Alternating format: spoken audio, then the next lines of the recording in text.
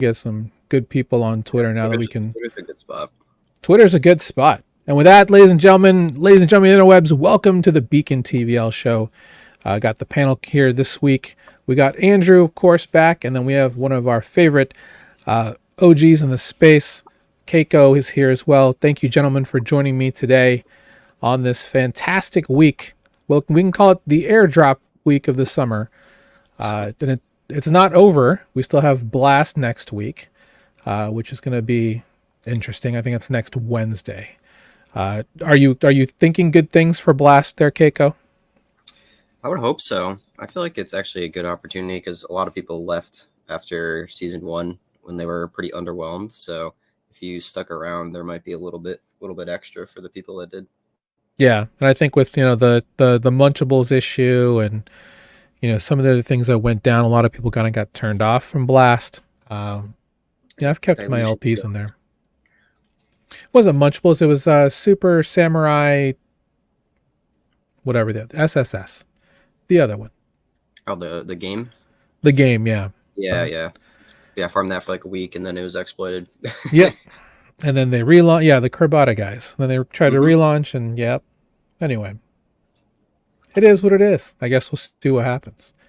How about you, Andrew? Are you doing a lot of farming on Blast, or are you just going to take your riches and just kind of move on to a new kingdom? I actually never got into Blast. Like, I was looking at Blast, and then the exploits were happening, and then I didn't even move on. I just never got in. Sometimes that's the best thing, right? You miss 100% of the shots you don't take. That was probably I'm not gonna say it was a bad shot. There are probably some people who've done really well with it, but we'll see. We'll see what happens here. Are you burning me with Michael Jordan quotes, sir? No, that's a no fear quote. You remember no fear shirts when everyone wore no fear everywhere?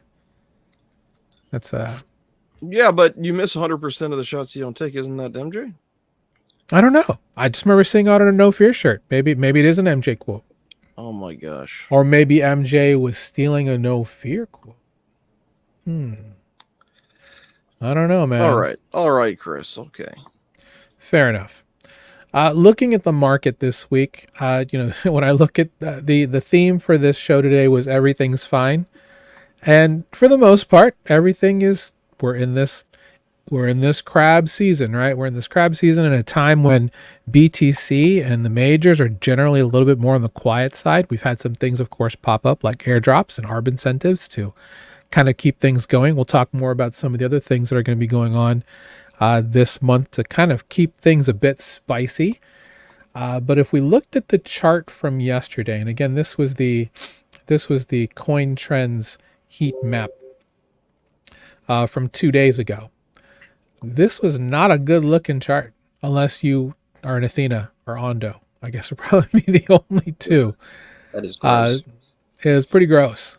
But, looking at some of these really big drops, like Jupe at 12% down, Ian at 11, Chili's at 12. And that's interesting because Chili's is one that, we've kind of looked at as a possible bullish target with, the Olympics, with some of these other things happening. That could be really big, specifically for what's moving forward. Man, I don't know. Phantom. 18%. Yeah, somebody, I don't know what the sell-off's for. I mean, gosh, you get all kinds of things going. I mean, rumor has it that there's going to be an even bigger upgrade for Phantom Opera to make it Sonic-ish. And if they can just do that, it won't come for another quarter, from what I keep hearing. It could be interesting. Yeah, I'm kind of happy that it's coming back a little bit. I used to live on Phantom, the wallet that I was telling you about for airdrop on layer 0 that we'll talk about later. That was actually my most used chain was Phantom on that. Oh, did your rewind tell you that? Yeah. The most used chain was Phantom, which rest in peace. But it was once upon a time really fast and efficient. So I'm curious to see what they come up with next. They've gone through the absolute ringer on everything that's happened over there. Some things unfortunate, some things caused by negligence. But either way, I hope that they kind of come out on top with their upgrade. Yeah, you know, we've identified at least Phantom Sonic as a bullish target. This could be their chance to kind of start over because degens have short-term memory, right? So wherever there's a place to make money, I guess is where it's going to be. So I mean, if y'all are still farming on Blast, case in point. there's that. That's a good point. So I wanted to ask both of you, based on this screen we're seeing, any narratives? You know, obviously we're still like, if we look at today's, a little bit of a different look, right? And I think we'll talk about the reason why Lido is up and some of these others. But from a narrative perspective, there's still a chance to potentially get into some of the narratives that are represented by a lot of these coins. So I wanted to ask both of you as part of our open is, you know, from a narrative standpoint, where do you think some of the good spot buys are still hanging around based on this list? And this is the top 100 coins, by the way. That's what this heat map represents if you subscribe to Coin Trends. So we'll start with you, Andrew. Your thoughts?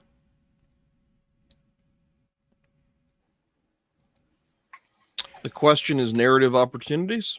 Yeah, based off of the coins that are here. That maybe you may not know what all the coins are, but overall, we're talking about some Altel ones, AI, meme coins, RWA. Yeah, that seems to be the majority of these. Some zero knowledge. Man, I don't have strong feelings about narratives right now. I don't really know if any narratives matter. Okay. So tell me why.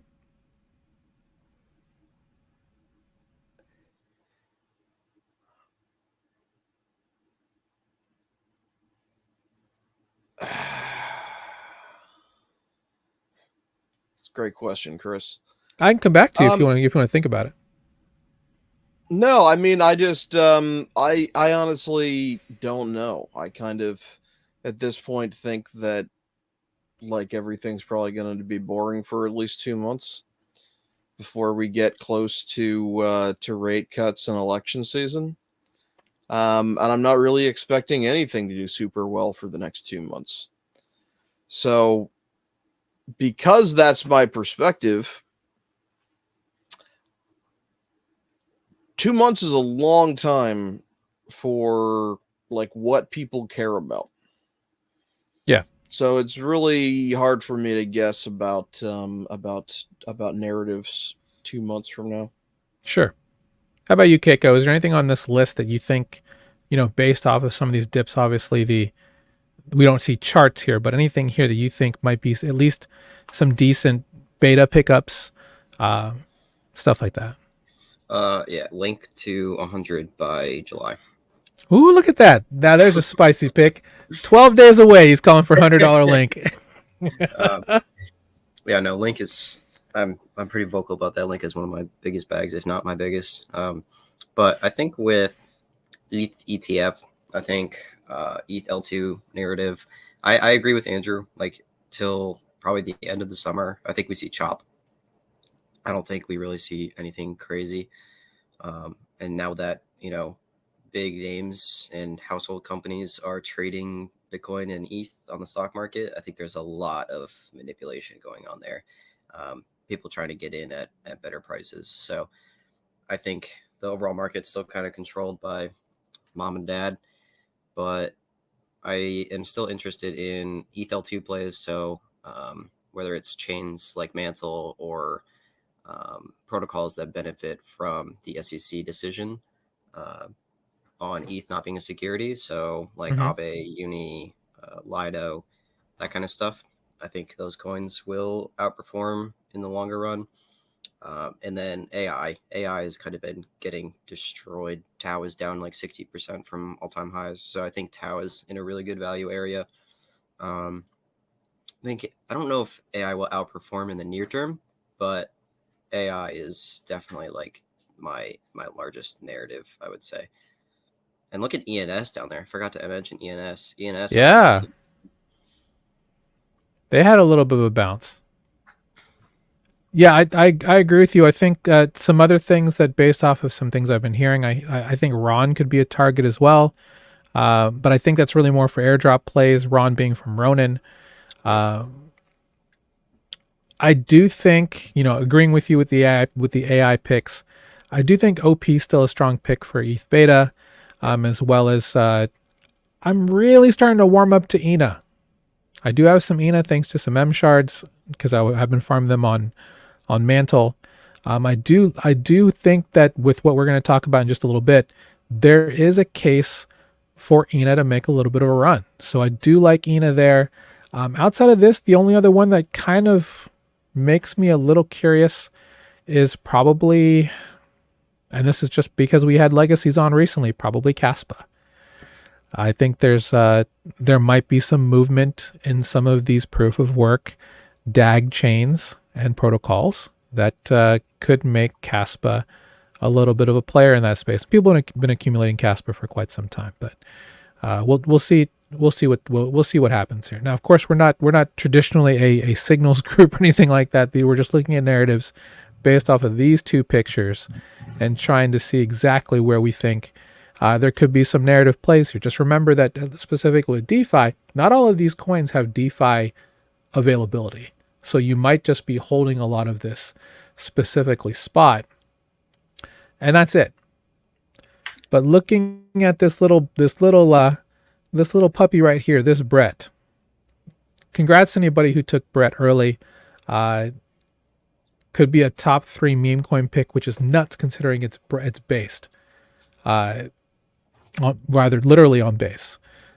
So congrats to them. Congrats to anybody who's been on that. And yeah, we'll see what's going on. But can I do a follow-up on a question, Chris? So I have yes, go ahead. More time to kind of stare at this chart. Go ahead.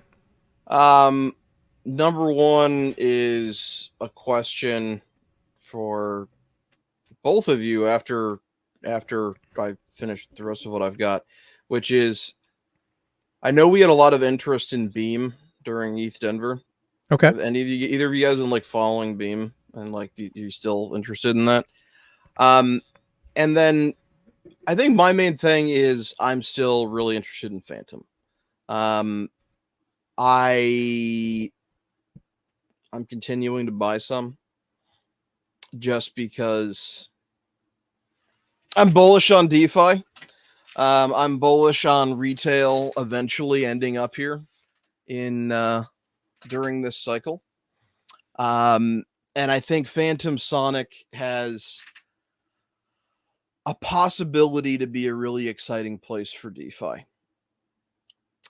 It's not a guarantee, but I see asymmetric upside there. I see the possibility of seeing $2 Phantom this cycle. Yeah, hot take. Phantom steals attention from Solana. Yes. So Beam. That's a pretty hot take there. That's interesting. I didn't get to talk to Beam, so I don't have the most knowledge on Beam. Do you have a 30-second elevator pitch for me? I don't remember. I just remember I want to say Keiko and some of our other friends were like thinking Beam was cool. So I just kind of want to know if you still think Beam's cool. I remember I was bullish on it at one point, but there's probably been like 30 different narratives since then. Yeah. I'm pretty sure it was because of partnership with Polygon, maybe. And Polygon has really good backing when it comes to the gaming industry. There's a lot of big people that work at Polygon that are from the gaming industry. So I think that was probably why.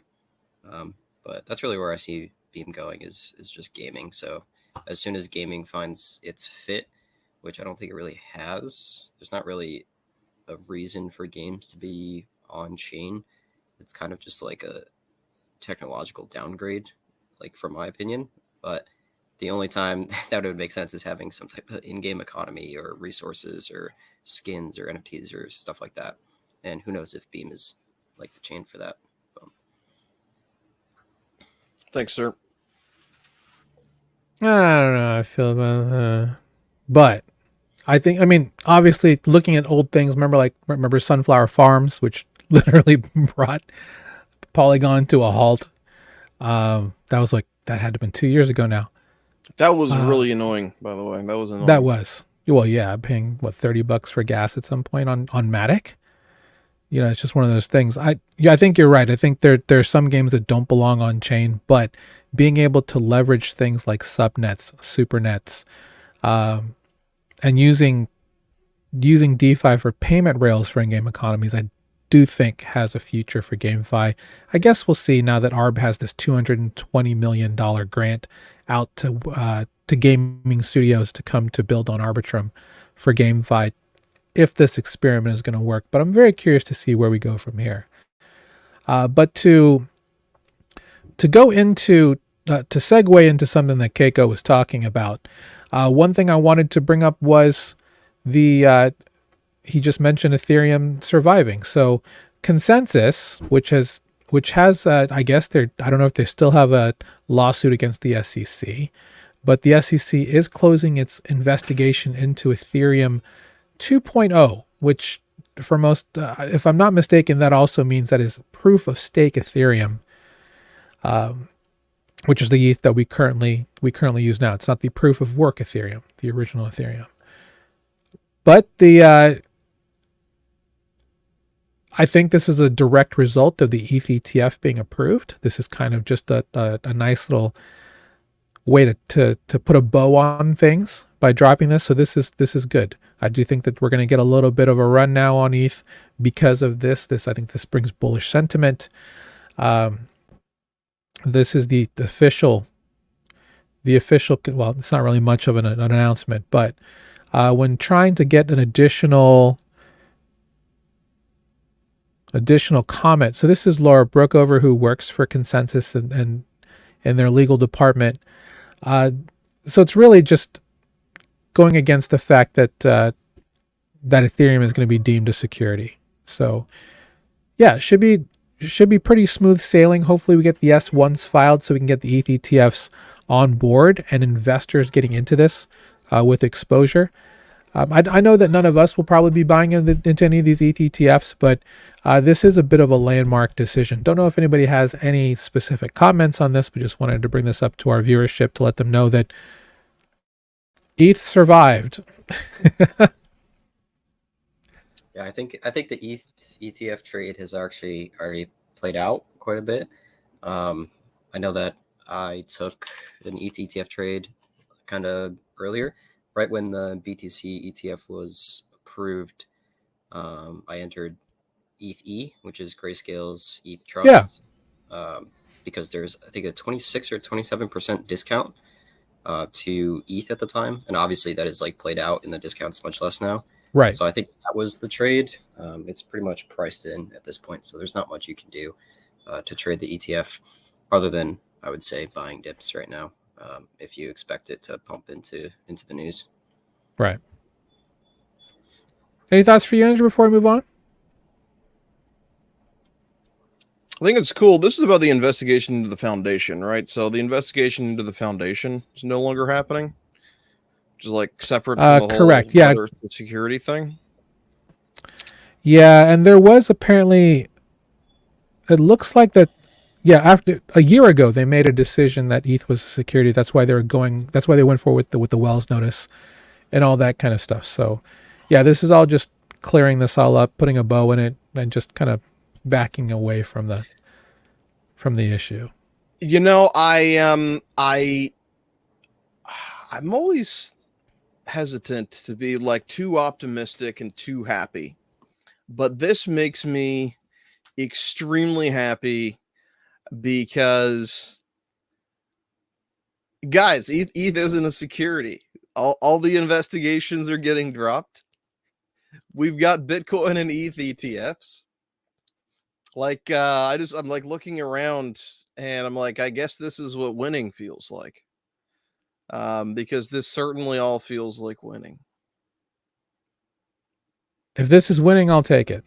Now let's get back on a leg up to where we need to be so that people stop getting liquidated. Well, hey, there's still going to be volatility, but the ethos of why we're here is winning. Fair enough. Well, we'll go ahead and transition, but before we transition, Andrew, I'd love for you to tell tell our audience what they should be doing if they are not already.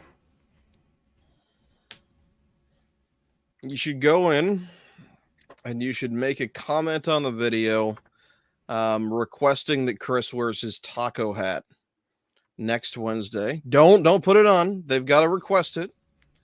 If there's at least 5 comments requesting the taco hat, Chris will wear the taco hat. But in addition to that, you should like and subscribe. And also join our free group for DeFi trainings over in the description, school.com/beacon.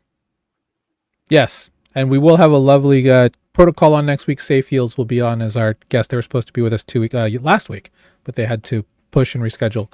They'll be here next week, so you get to learn a little bit more about them next week, and we'll have another panel guest to complement them as well. So yeah, learn from the best in the business for free. School.com/beacon in our Total Value Lock TVL group, and learn more over there. So one thing I wanted to bring up today is, another restaking group that has come about that launched last Tuesday, and that would be SYMBIOTIC. SYMBIOTIC is a permissionless restaking platform meant to help secure protocols and provide coordination of node operators, much like another in this group, which happens to be Eigenlayer. Now, if you're curious about who's behind SYMBIOTIC, the long-standing rumor is that it's being funded not only here by Paradigm, but the co-founders of Lido, which have the STETH product, the liquid staked Ethereum product, who were oddly absent from the liquid restaking run that Eigenlayer helped usher in. You didn't see a whole lot of them anywhere. So this is interesting. They haven't quite come out and said that they were backing it, but they are definitely a large part of it. And now what they're looking to do is bring in TVL. They have done so specifically by bringing in some big heavy hitters to help with integrations into their system. Big ones like Layer 0 and Hyperlane and Rollkit, specifically for bringing in new ways to get integration partners integrated into their system, where you can actually use multiple ERC20 tokens, not just ETH-based tokens, to my knowledge, to secure networks. And that, to me, that's interesting because with Eigenlayer, it's just liquid restaked ETH, right? There are some others, like Zirkit is another L2 that's kind of coming up with their own system. But the most interesting thing that I saw yesterday was the Arthur Hayes-backed, Dragonfly Capital-backed Athena project. They are now, and this is how SYMBIOTIC just grew in TVL by billions overnight. They've redone the tokenomics for Athena, the ENA token, and you can now use USDE and I guess SUSDE, which is the liquid staked version of that, to come in, stake pools inside of SYMBIOTIC, and use that to secure specifically the Athena chain. I guess there's going to be an Athena chain. Maybe I should have really read that a lot closer. So this is going to be very interesting to see. They're going to create different DVNs or distributed validator networks to help manage a lot of these protocol systems. And there's a whole roadmap here. We'll have all of this in the show notes. To me, this is huge news because if there's one thing that Athena has right now, it is all the hype in the world in DeFi. So to see Athena on this run now with new ways to, specifically use Athena, or rather the ENA token, to just kind of change the way things work. There's also an update to tokenomics. I'll also have this in the show notes, specifically with the restaked, the way that restaking is going to work within ENA. You need to do a little bit more research on this. The SYMBIOTIC website is actually quite bare. If you click on anything like documentation or blog, it does nothing. So this was launched last week. The Athena news is actually a really huge step in my opinion to get a lot more interesting people to come in and be very, I guess the word would be supportive of what they're trying to do here. Before I get to the analysis and the takes, I also wanted to mention that the one thing that Lido has come in is created some new strategies specifically through another protocol called Mellow Finance. CJ is already farming this. And actually for Symbiotic, I don't know if this works, but if you go to their protocol, which is symbiotic.fi.app, you can redeem, and you have to connect your wallet for this. I want to say this has been here for more than a day. So saying that's only good for the next 24 hours, no idea if that's good or not.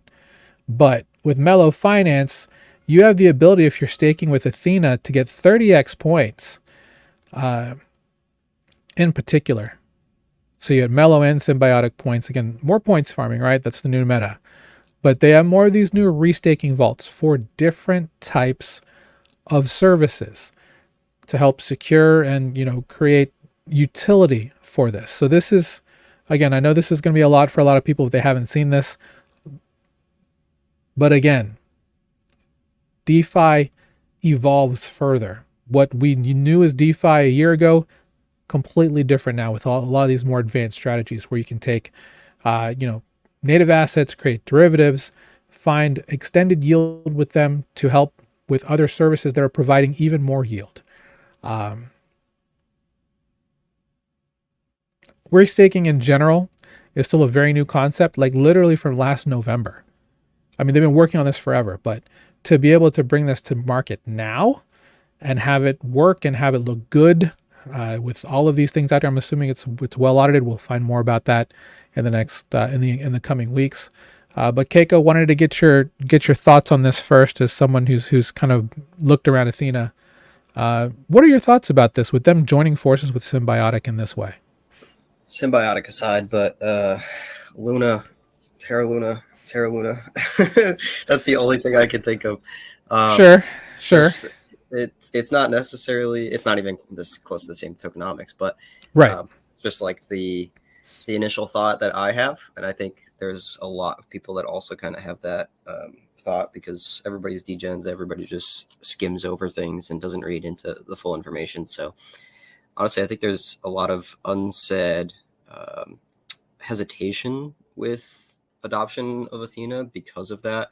And we're also in bull. So stables and just like rebasing stables, earning interest on stables is not necessarily the most popular thing right now, because it is underperforming against holding even just Bitcoin.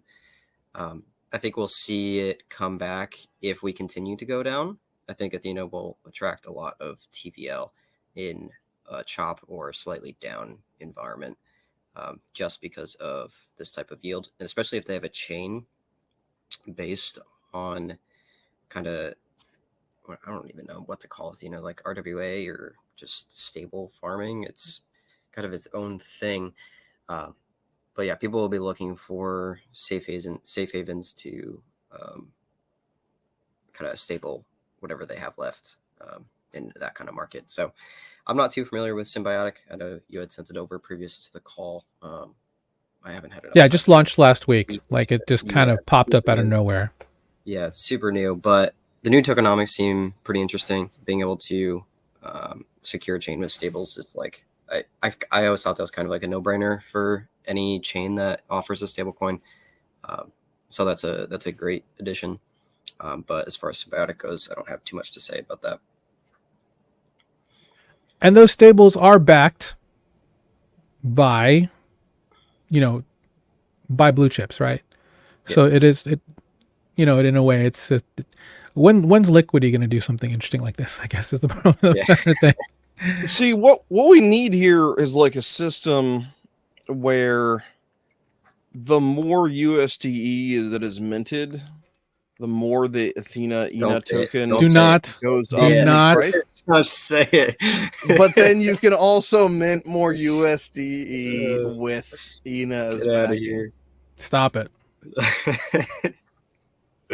For any of you who are not understanding Andrew's joke, he is referring to exactly what the mint and burn mechanism is for Luna and UST before they went down in a heaping ball of fire.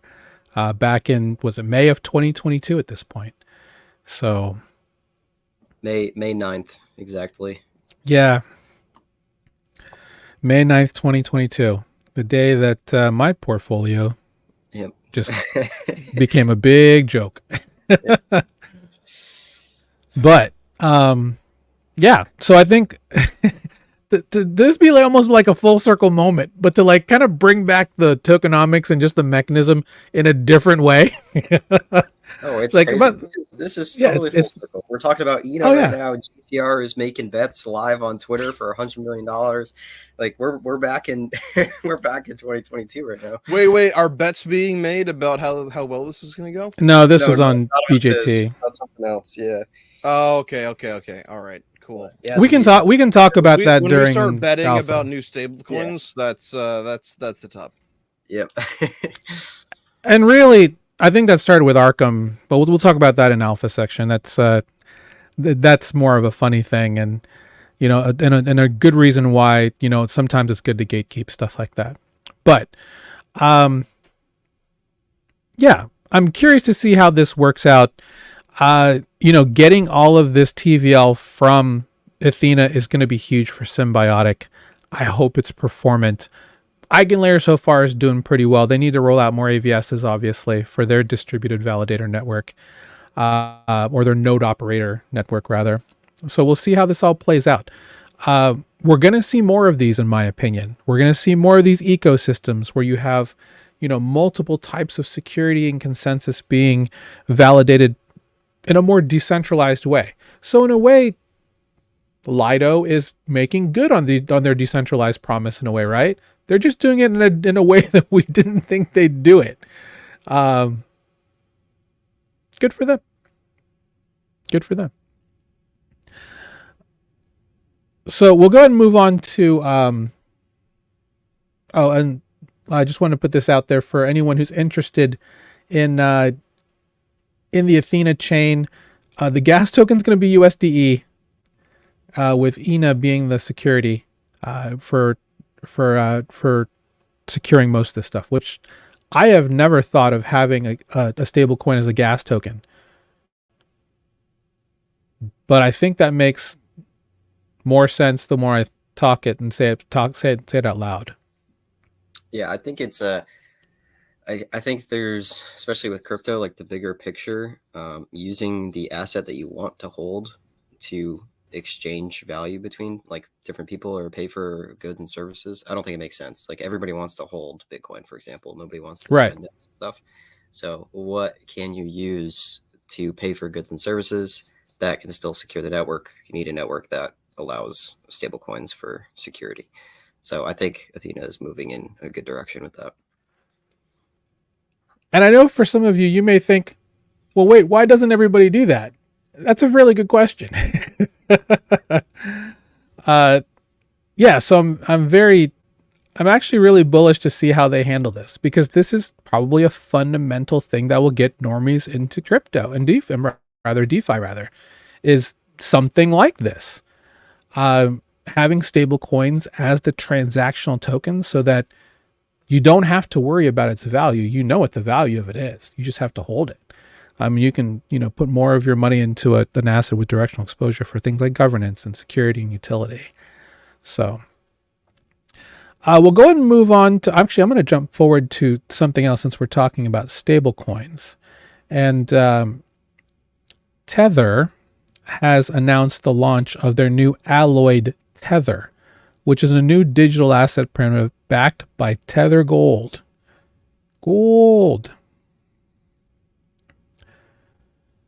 So you can get over collateralized Tether. Well, Tether Gold is made by over collateralizing it with assets. It is backed by physical gold stored in the land of Switzerland.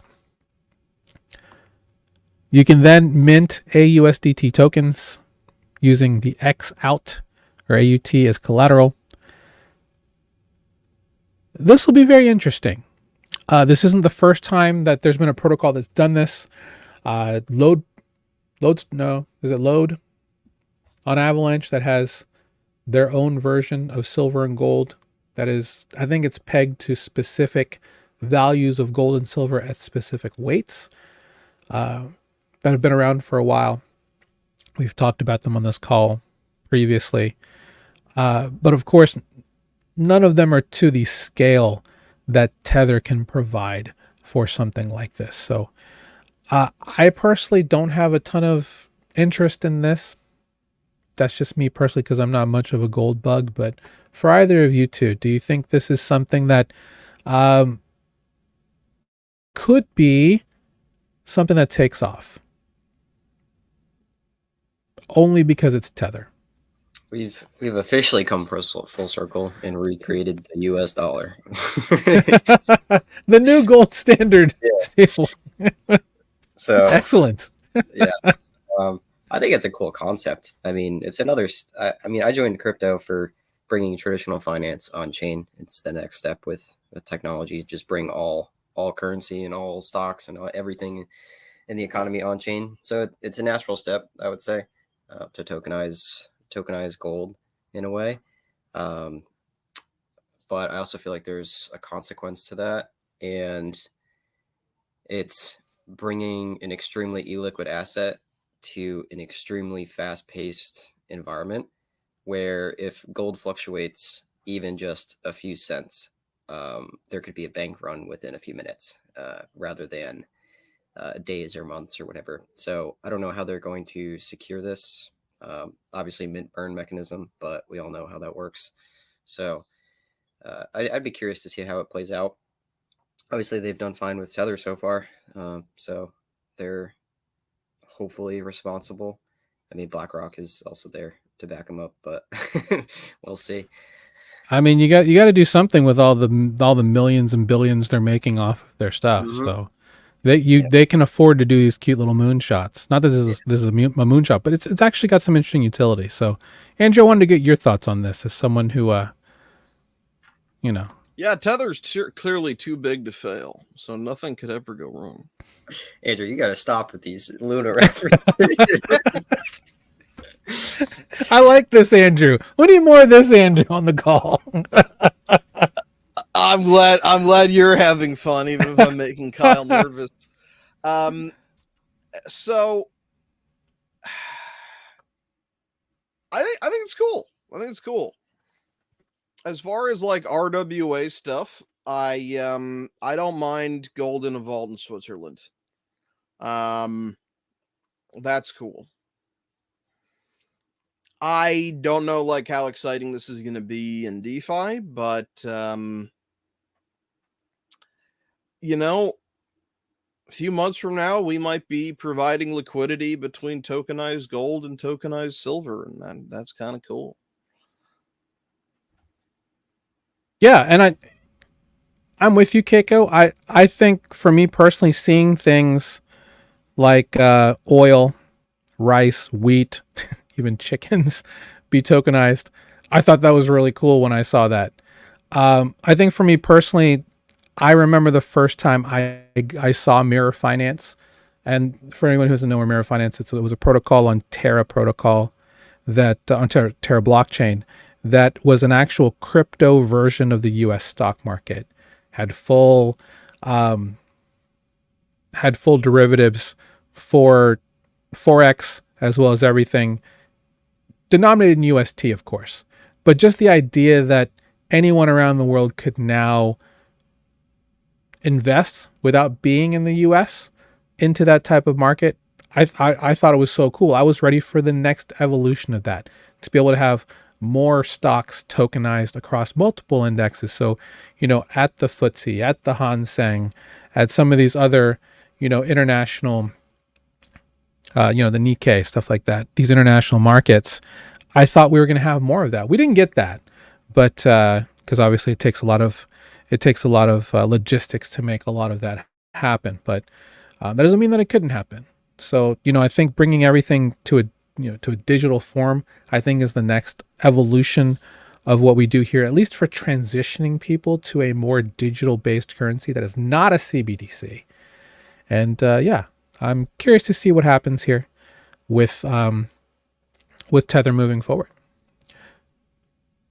To to slide something in here for you, Andrew, with regards to Sonic, there is a layer 2 on Solana called Sonic that raised a bunch of money. Not to be confused with Phantom Sonic. So we may need to battle for a name change. But when we talk about Sonic, we're not talking about Solana Sonic. We're talking about Phantom Sonic.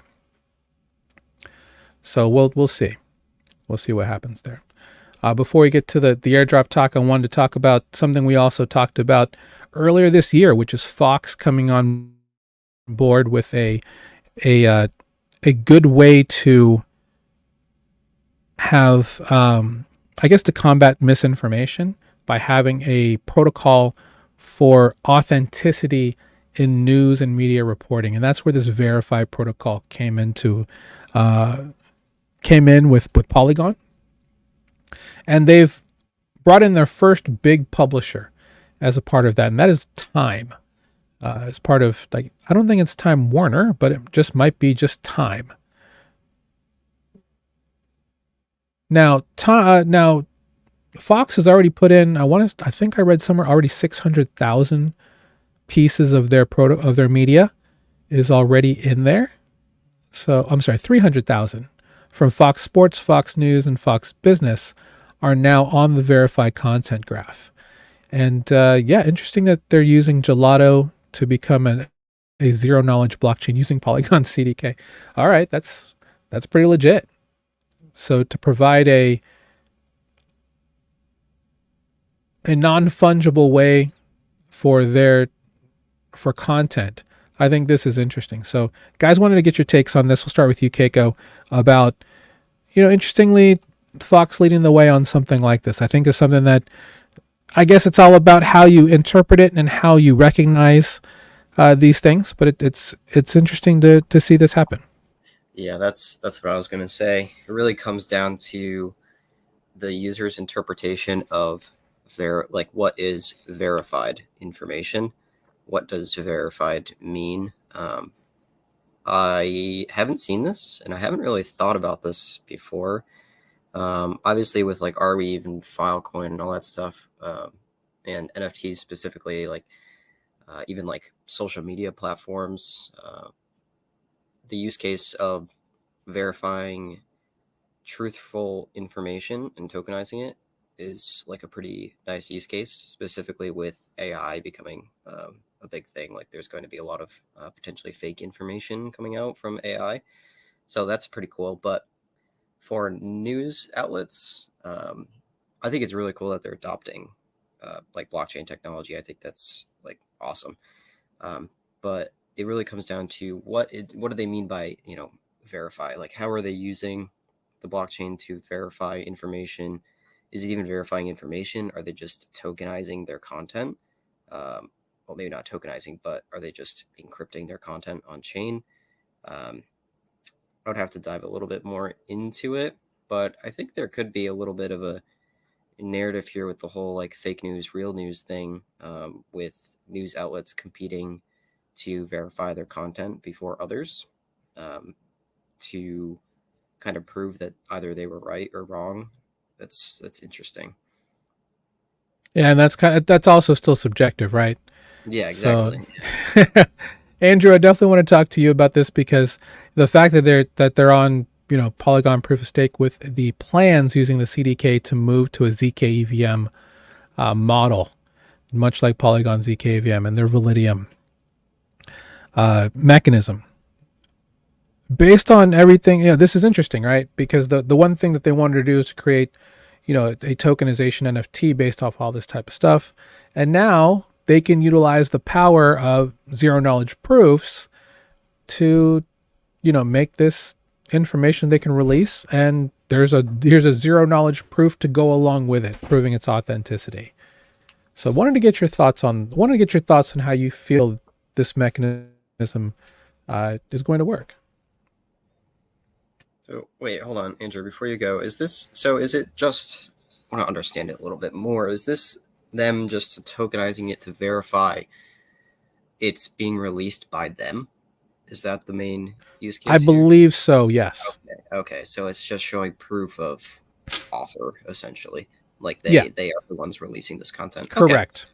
Yep, That yep. changes things a little bit. I think that's awesome. Like I think that's needed so people aren't photoshopping pictures of Exactly. news articles anymore. But go ahead, Andrew. To use a technical term that I may need to. So this almost feels like a checksum. Like Okay. you're having a way to verify the integrity of a thing and be like, hey, yeah, this is the thing that this person published and it hasn't been altered. And here we have a proof to like prove that it wasn't altered. That's a really great example, by the way. And for anyone in chat that's like, WTF is a checksum, the actual definition isn't going to help. It's really just it's the way that I'm familiar with it is it's like you download a file from the internet. Like say you're downloading a really big file, like the image for an operating system to install a new operating system. And you want to make sure that file isn't corrupted. You can do this by verifying a hash. And that's about all I know. Like you can just verify that it's like not corrupted. It's the thing that you think it is based on like checking it against this number. And then you're like, yo, cool. I can go ahead and install Linux on my, my computer because this isn't corrupted. The part that I'm not completely understanding is why ZK proofs are really needed for this. One of the most interesting, one of the great example use cases I've heard for using zero knowledge proofs for verifying something is essentially an idea that, say you have scientists or just like authors posting, information or research anonymously on the internet somewhere. And you want to be able to prove that like, hey, I do in fact have a doctorate degree from one of these 100 universities, but they don't want to give you their full credentials. There is a mechanism for them providing that proof. So like using zero knowledge proofs for this make me think like, and maybe I'm just completely off base, but it would be a way to prove that like what the content is, or prove that you're the author of the content without revealing either what the content is or who you are. And because it doesn't really feel like there's a secret here, it's just like logging ownership and verifying ownership. I'm not exactly sure why they're using ZKs, if it's just they're using it because it's a buzzword, or if there's something I'm missing on why ZKs matter here.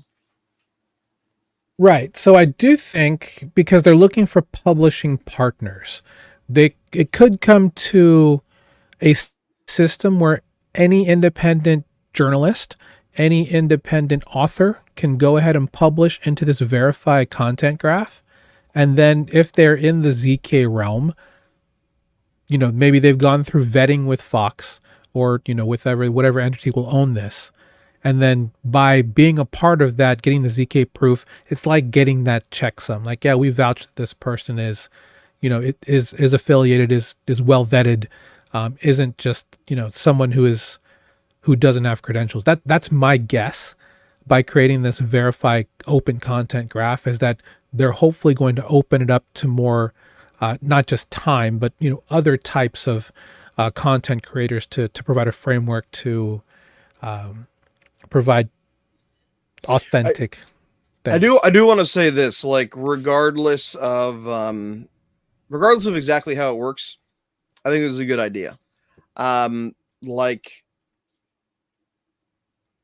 Like when we joke about GameFi, or when Keiko was joking about, this is just like a debuff or a downgrade for games. A nerf.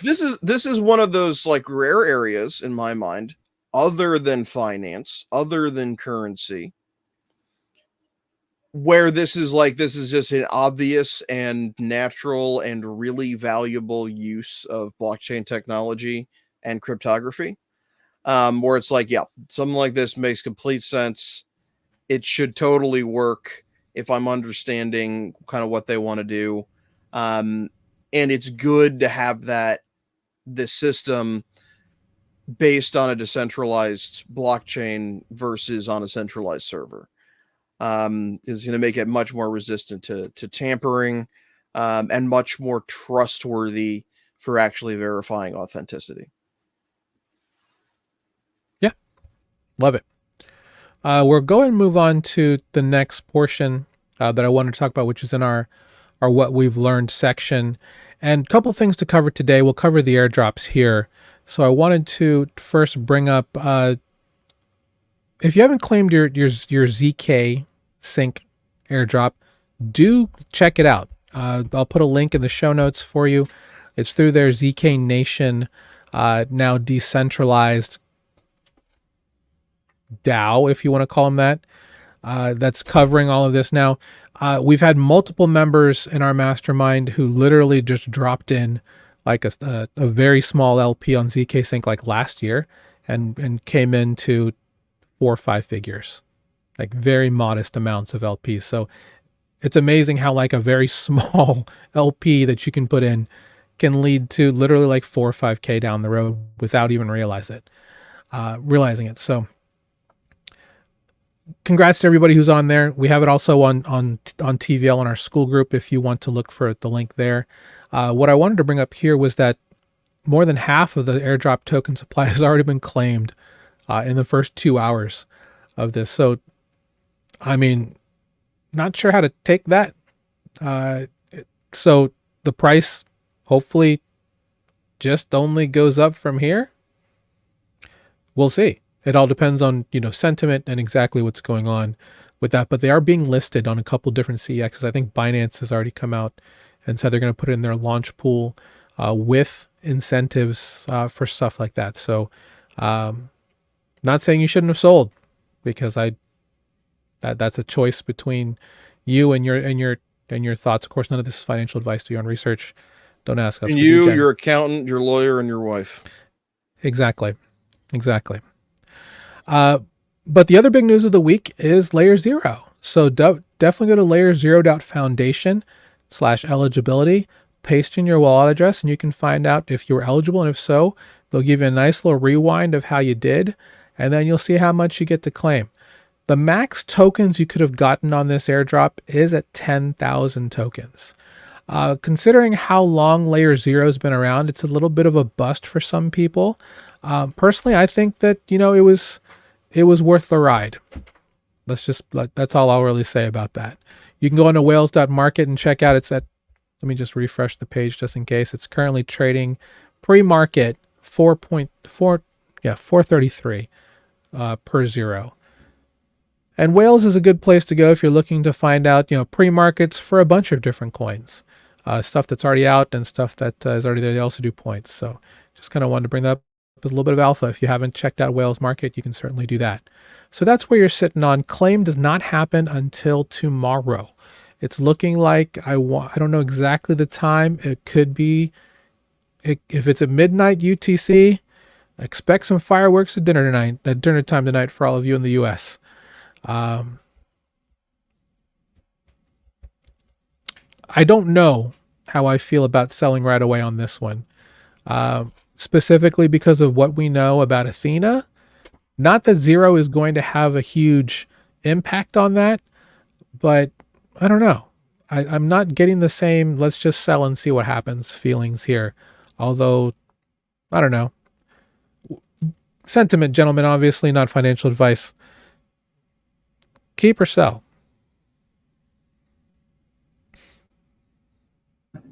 Dump it. Turbo style. Just kidding. No, I think 0 has one of the better chances. They've been around for quite some time now. I would say their direct kind of competition is something like Wormhole. Yep. I think you could look at Wormhole a little bit and draw some conclusions, but I've never been a big fan of Wormhole. I've always kind of been a Layer 2 or not layer 2, a layer 0 like maxi compared to them. Rather see layer 0 than bridges. So I think they have a pretty good chance. Really really strong backing. Stargate's like one of the, I guess, best stable farming protocols when it comes to security, even though like their security assessments have never been the best from like companies that have researched them. For example, Yearn, I think they came in at like, I don't know, like a 3 out of 10 or something like that for their risk assessment. But they also haven't been hacked in their entirety since they've launched. So something to be said there. So I think it's somewhat bullish. I don't know exactly the tokenomics for the Zero token, but just from a company and product standpoint, I think they stand a better chance than something like Wormhole. What about you, Andrew? I feel like I'm usually wrong about selling airdrops for some reason. Like I've never really felt like I've done a great job on timing the sale. I don't know. We'll see how I feel tomorrow. Frankly, doesn't look like I have a big allocation, so it doesn't really matter that much. So I might just hold it because it has a little bit of a moon bag. But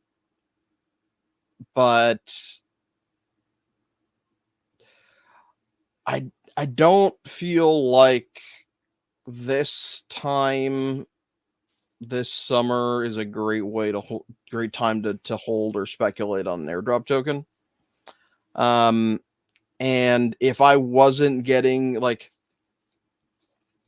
the way that I try to think through it about whether I'm going to hold an airdrop token or not, if I wasn't being given this token, would I buy it? And if the answer is no, then I'm not going to. And kind of my gut reaction, now I'm kind of thinking through it. You're thinking through it live, boys. Rethinking through the airdrop process live. I'm going to sell it because if there was a new token that just came out and a bunch of people are giving it for free, I wouldn't be holding on to it because I'd be like, everybody else is going to dump this. I need to get out. So it's one of those things where I think you get out, and then if you want to buy, then buy, but get out first is my typical strategy. As far as like, how's layer 0 going to do? How good is the tech? Yada, yada, yada. I have mixed feelings about the tech. I think that eventually like bridging or interoperability solutions using zero knowledge proofs will upend a lot of the original the current bridging infrastructure, but realistically that could take like 1 to 5 years. So it's almost very likely that the existing players like layer 0 will kind of make those upgrades and move to a more secure architecture than it necessarily just being like they all get replaced. Entangled rollups for the win, right? Yeah, so I mean that's one. We should get Ming on one of these calls. I was totally joking about it. We should get him on though. And you know, public invite to Brian Pellegrino. We've had him on a call before. Would love to talk to you about the decision making on some of these. And there's a lot of people who didn't quite get the allocation they wanted, but at the same time, it's an airdrop. Be happy with what you got, and I'm gonna go pay for this. I'm gonna go fill up my gas tank on my minivan, and we'll drive on to the to the next town to see what's going on, because that's about what I got. So anyway, wanted to bring this up as last part of what we're talking about today. Base is now the #1 most used network by daily active users when both Uniswap and Aave. Andrew is a big fan of the big backwards blue C coin. How do you feel about the DAO, the DAU, being tops on Base on both of these protocols?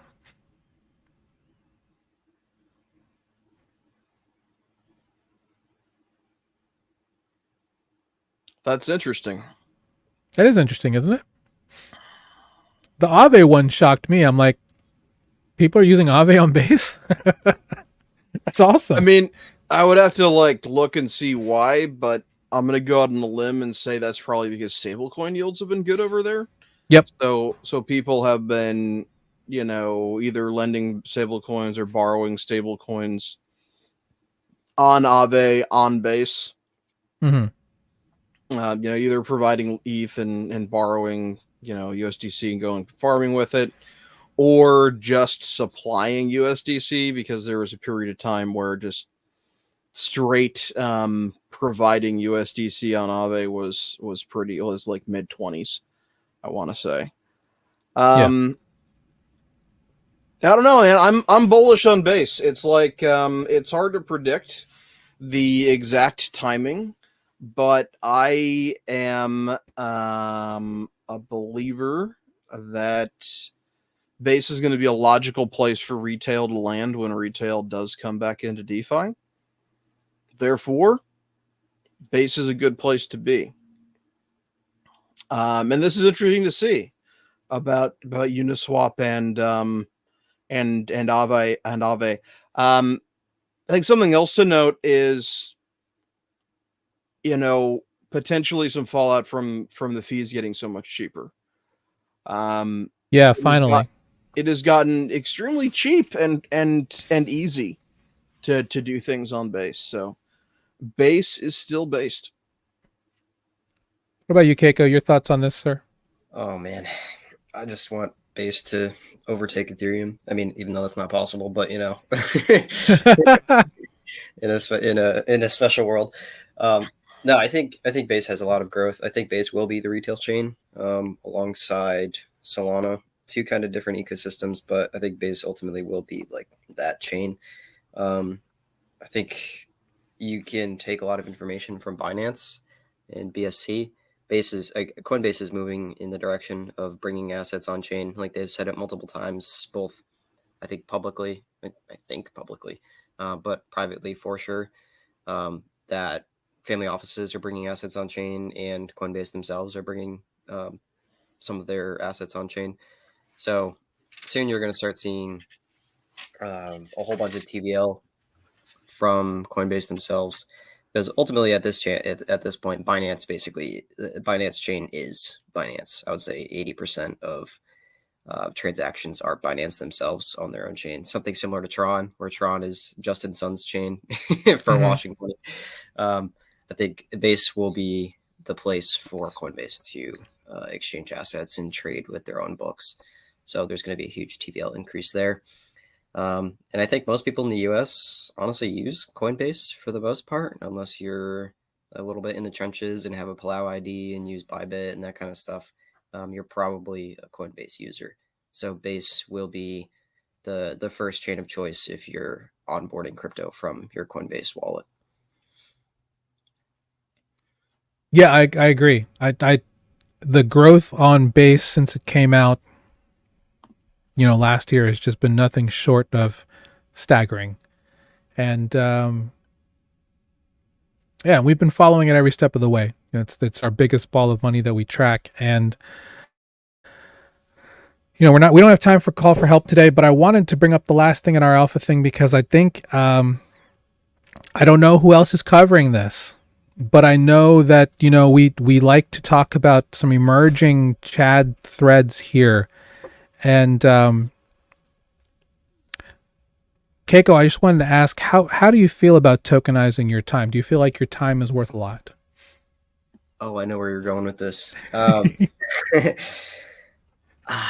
My time is worth nothing right now. Fair enough. But I think oh man, I wasn't expecting this one. Worth nothing, sir? Nothing? I think it's worth a lot. Yeah, maybe. People don't know who I am, so it's not worth much to the general public. But not yet. Yeah, not yet. I think tokenizing time. I think we've seen it with something like Frontech. We've seen the value in what time really means to some people, and having access to either celebrities or key opinion leaders in the space is extremely valuable. If you look at Frontech, and I'll let you give the news on what you're going to talk about. But I think what you're about to talk about is a really cool concept, and I am partaking in it for sure. I think Excellent. As am I. Yeah, I think there's a lot of room, especially on even though it's not on Solana. I think there No. is a lot of room for people to invest in these guys, get time with them, and uh, either use them for good for protocols, having people um, post like mega threads about their protocol and onboard people and have like a real monetary way to reward these opinion leaders. But it can also be used for bad, for pumping bags and that kind of thing. But I think it's a really cool concept, and I think it should be in the limelight pretty soon. Yeah, and Andrew, I was going to talk to you about this offline because this has just come out. I watched it. I watched it in testnet, and I actually thought it was a joke. To be honest with you, It looks like a joke. I mean, because we went from friend tech to pump.fun to all things in between with points farming and social fi, friend fi, and now it is time for time fi with time.fun, where you tokenize your time in minutes and you let your fans trade and redeem time with you exclusively on base, where the center of innovation with FriendTech and SocialFi started. The game has changed again with time.fun. Look at these beautiful people here. My goodness. People like Mert, people like Wall Street Bets. Who else is on here? Ansem. Ansem's on there, yep. Tier 10, DB. Look at that. And for a lot of people, they're wondering, what am I looking at? and I can understand that. And I completely understand why you may feel that way. But people are literally now tokenizing their time. Really no different than what FriendTech did, but this is just kind of taking a different approach to it. Curious to see what people make with this. I'll be transparent. I'm curious to see what Beacon could do with this, but I don't know if we may go down that route, obviously. Using it as a resource tool, if anything. But Andrew, I know you're looking at the screen. I know there are gears turning in your head, sir, about the idea of people tokenizing their time and, market making your time. What is this run? What is this cycle we've come into? Oh, man. Not on my bingo card this year, by the way.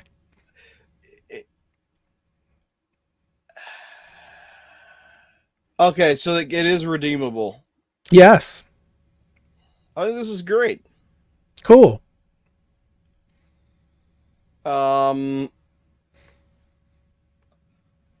Can I LP like Keiko's time with Logan Paul's time? I mean, they did it on what was that on Keiko's time in Logan Paul minutes? This is a shout out to Velocimeter. I'm waiting for this to happen on Velocimeter. So, yeah. You got to get the liquidity. I mean, obviously, most of this stuff is permissionless, right? So, yeah, I mean, you could do this on Aerodrome if you really... Ooh, imagine that. Ugh. Finding someone to get a big enough liquidity pool in where you could actually incentivize and vote for yourself on Aerodrome with a time.fun based. Oh, that's nasty. I will say I really like this, and I really like the name. I'm happy that they took the name and basically copy and paste UI of Pump. Yep. They've really, really, really missed the ball with launching on Base, though. I think if they launched this on Solana, this would already be a hit. Oh, I agree. Yeah, I think they really dropped the ball on that. Not to say Base is bad in any way. It's just the target user that this is for. Oh, yeah. And most of the influencers on here, like for the time that people are buying, are Solana-based influencers. Especially Ansem. Like, look at he's the number one trending. Granted, it's low volume, but yesterday he was at like 200K volume. He has some base bags and like phantom bags and stuff, but like he is the Solana main character. This should have been on Solana, in my opinion. Yeah. Well, here's the thing. Because of Pump.Fun, because of anything and everything, DJT, all this stuff that's been happening on Solana, I do think there's a lot of burnout on Solana with a lot of degens, a lot of chads, people looking for good, legitimate spots to earn yield, to go along with their speculation. I feel like Base has done a really good job of that over the last 3 months to really just rein a lot of that in and really show at least a lot of people who are looking for something a little bit more serious. And I use that in a very productive term, context rather. I don't mind them being on Base. Like same thing with FriendTech. People kind of laughed at the fact that they were on Base, but look at where they are now, and look at the reception that Time.Fun has had. Right, essentially, we have decentralized Cameo. Is that not what we have here? Or what's the other one where you can talk to CEOs like Alexis Ohanian and stuff like that? Intro. So, being able to.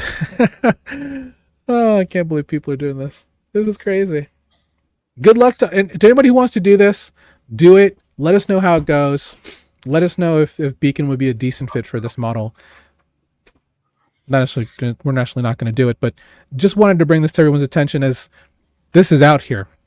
This is how people are, market making their own time. I mean, it was bound to happen at some point. Just didn't think it was going to be this way, but it really is here. So I'm glad that you picked up on it the moment I talked about it, Keiko. Oh yeah. This is very, very fresh. I was paying attention to it for like 30 to 45 minutes yesterday, just watching and refreshing for the new deploy and trying to snipe new people. Oh my goodness! Look at and that's the thing. We're gonna get that soon, right? We're gonna get people who are like, I'm using Shuriken to. I'm not advocating any of that. Just so you all know, no tiny Astros, no Shurikens for stuff like this. Yep. This is man, look at that. So, yeah, we're talking about it. Might as well. But yeah, so that's just wanted to bring up Time.Fun. Something to look into. Fresh on Base. Base earning in TVL quickly. We keep talking about Base because that's where everyone's at. We talked about it with Uniswap. We talked about it with Aave. I didn't even talk about the fact that Velodrome and Aerodrome are gaining on TVL on Uniswap every single day. My guess is they flip them before winter comes. Yeah, in terms of the most used protocol. So we saw a politician purchase Velodrome. He logged a trade of Vela. I think it was really. Who was that? Like that. Let me try to find it. I posted it on Twitter. That's interesting. Bullish. Yeah. Velo to the moon, man. Arrow and Velo to the moon. So there we go. Oh yeah, I did. Yep. Representative Mike Collins disclosed a purchase of cryptocurrency called Velodrome. The coin appears to have a market cap of less than 100 million. This is the first time we've seen a politician trade Velodrome. Yep. Did he buy it on Bob? Was he super based? He bought it on Bob or Mode? I'm not sure. Here, I'll throw it in the chat for you to look. That's great. Good for Congressperson. That's crazy. Let me grab that link real quick and we'll put it here so we can close out the show. We went quite a bit over time than we normally do. So thanks to everybody who's. Oh, look at that. That's the face of a Velo buyer, is it not? That's a Velo buyer. That's a Velo buyer I've ever seen one. Love it. That's awesome. Oh, and they're using it to pump their own protocol. Good Quiver Quant. Yep. That's exactly. That is some based stuff right there, guys. Congrats. Love it. I'll definitely add that to the show notes. That's fantastic. Well, that's all we got for you guys today. Again, we don't have time for call for help today, but it was based on something we've talked about on our trainings on TVL. And again, Join us every Thursday for free training if you want to join us, again, for free on our group, school.com/beacon. Learn from the best in the business to become a very proficient DeFi farmer. And we've got a brand new initiative on there, our new Beacon Accelerator. We're taking signups right now. So if you want to step it up even more from our group at TVL and follow your journey along with me, get you from 0 to pro in 90 days. Okay, Keiko, appreciate you, sir. Always good having you on. Anything you want to plug? Sure, I'll plug something. Follow my Twitter. 0x. There we go. Yeah, 0x Keiko on Twitter. Excellent. Thanks for joining us. Love to have you again on soon on another panel. Great stuff today. Absolutely. Andrew, anything you want to plug, sir? I'll plug Keiko's Twitter. There we go. Tips on whether politicians are buying altcoins or not. Yeah, follow for more politics. Follow for more politics buys for more famous Velo people. That's amazing. Guys, thanks so much for joining us again. We'll see you here every week, 1 p.m. Eastern with another panel. This has been the Beacon TVL show. We're signing off for now. Have a great day. And keep going. Beacons up. Banks down. 07.